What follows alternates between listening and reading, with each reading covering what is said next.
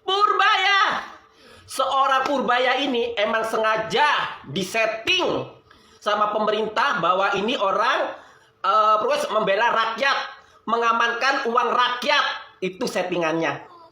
Itu pun terjadi sama Ibu Sri Mulyani, Menteri Keuangannya Jokowi dulu. Bagaimana dia disetting, dibrong seolah-olah dia itu pembela rakyat.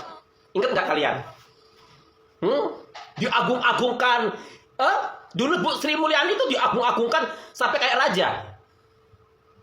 Sekarang terjadi sama Purbaya. Rakyat Indonesia itu memang sudah mudah banget dibodohin dengan setting-settingannya mereka. Kenapa aku bilang begini? Kemarin, ya kan, waktu ada pejabat mau membongkar dana MBG, sama Purbaya langsung dipecat.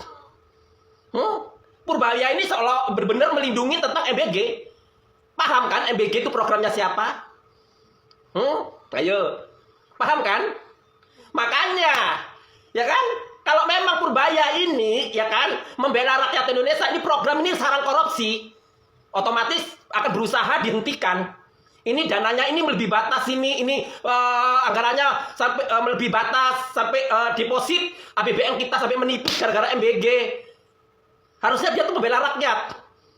Karena settingannya dia itu seolah-olah bela rakyat, langsung ini membongkar membongkar tentang apa itu, tentang pesawat bandara itu sampai sekarang masih jalan loh. Apa yang didatengin sama Purbaya itu tetap berjalan. Itu terjadi sama Bu Sri Mulyani dulu. Seperti kalau Bu Sri Mulyani datang ke ini seolah-olah membongkar, ternyata kualitasnya masih tetap di situ, tetap koruptor. Itu settingannya.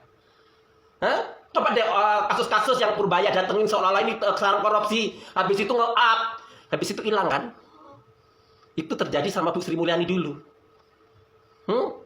Untuk mencari nama seolah-olah pemerintah itu hadir untuk rakyat Indonesia dengan hadirnya Purbaya. Paham di situ? Itu adalah settingan. Itu di pemikiran saya. Salam waras. KPK. Kayaknya kamu itu merem ya sama program yang satu ini. Program MBG ini kamu bener-bener buta mata, buta telinga. Padahal udah bener-bener korupsi merajalela di program MBG. Sekarang banyak yang kaos kaki, yang ini. Anggarannya tuh melebihi batas. Tapi kamu tutup mata, tutup telinga. Apakah kamu tidak berani dengan programnya presiden? Karena yang memenangkan tender siapa? Kamu tidak berani menyentuh ranah itu. Jangan-jangan kalau kamu nanti, ya kan, kejaksaan, KPK, kamu nanti misalnya menyentuh ranah MBG, takut dicopot ya jabatanmu ya? Jangan-jangan di situ letaknya. Jadi ketua KPK itu ketakutannya di situ. Kalau nggak takut, otomatis langsung diusut. Jelas-jelas loh program-programnya ini merajalela anggarannya. Kaos kaki tidak masuk akal, motor listrik tidak masuk akal, semuanya tidak masuk akal. Sekarang yang Jum itu tidak masuk akal, yang terbaru. Anggarannya melebihi batas. Sebetulnya sih saya ini capek ya teriak-teriak tentang MBG ini yang benar-benar sarang korupsi, ya kan? Tapi kalau aku nggak teriak-teriak, ini uang kita semua, uang rakyat yang dikorupsi sama mereka, yang dihambur-hamburkan sama mereka.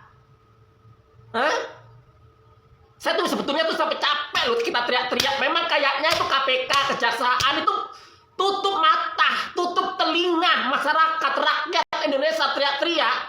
Mereka ini lebih mementingkan jabatan, ya kan? Lebih mementingkan perut mereka sendiri.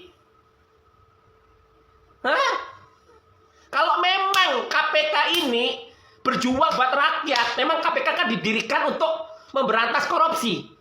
Untuk para pejabat. Tapi nyatanya KPK selalu melindungi para pejabat. KPK itu kalau bergerak, kalau sesuai pesanan dari yang di atas. Kalau yang di atas ngomong, yuk sana itu periksa itu, langsung dilakukan.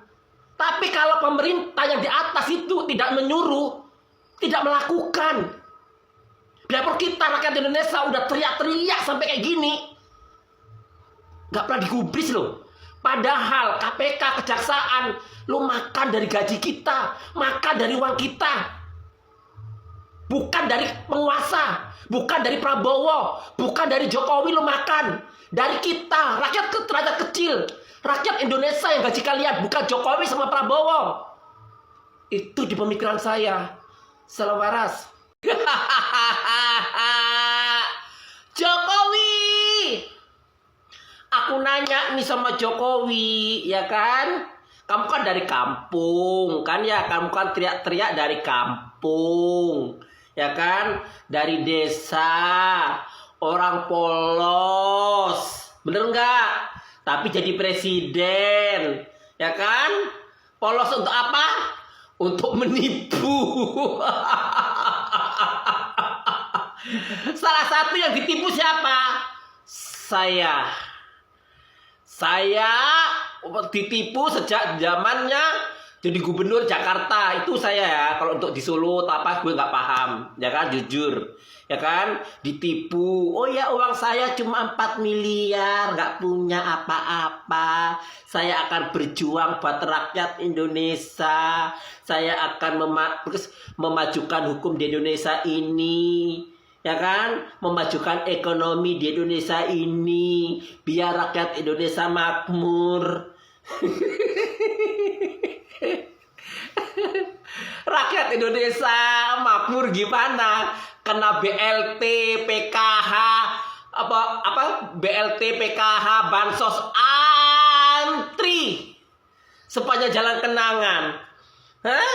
Katanya Indonesia makmur. Kalau Indonesia makmur nggak doyan sama PKH, bansos, itu nggak doyan Jokowi, ya kan? Katanya ingin mensejahterakan rakyat Indonesia. Hah? Apa yang kamu wariskan?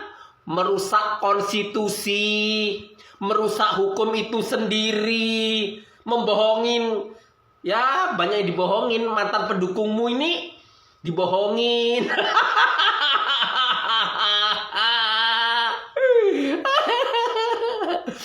Apa yang diwariskan sama Jokowi selama menjabat? Hah? Yang pertama, baser, ternak kan relawannya itu masih sampai sekarang masih dipiara.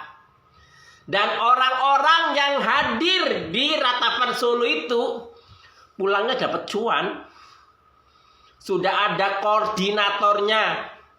Seolah-olah Jokowi itu disanjung-sanjung di ini, termasuk rakyat Indonesia miskin. Ya kan?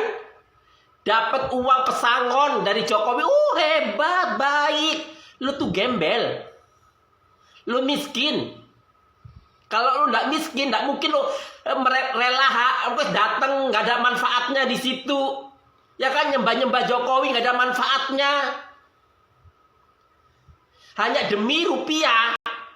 Termasuk kalian yang datang ke tempatnya Jokowi itu, miskin agama, miskin uang, lengkap lah.